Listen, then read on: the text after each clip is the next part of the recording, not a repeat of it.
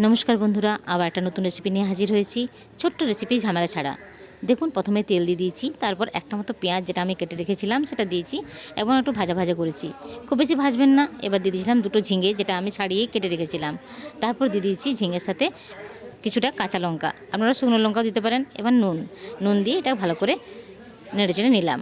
তারপর দিয়ে দিলাম একটুখানি সর্ষে বাটা, যেটা আমি আগেই পিষে রেখেছিলাম, এবং পরিমাণ মতো হলুদ কালারের জন্য এবং স্বাদের জন্য।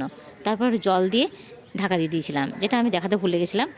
একটু ঝিঙাটা সেদ্ধ হয়ে যাওয়ার পর কিছুটা পরিমাণে কাড়ান ছাতু, যেটা এই শ্রাবণ মাসে পাওয়া যায়, আপনারা মাশরুম দিয়েও করতে পারেন। তারপর এটাকে ভালো করে নেড়ে চেড়ে একটা শুকনো শুকনো করতে হবে। যতক্ষণ না কড়াতে লাগা লাগা হচ্ছে ততক্ষণ পর্যন্ত নামানো চলবে না। একটু হাই ফ্লেমে এটাকে ভেজে নিতে হবে। দেখুন, কড়াতে লাগা লাগা হয়ে এসছে এবং খুব সুন্দর একটা গন্ধ আসছে। এবার আমরা এটাকে নামিয়ে নেব এবং পরিবেশন করব শুকনো ভাতের সাথে। তাহলে আমাদের ভাতের স্বাদ বেড়ে যাবে। Thank you.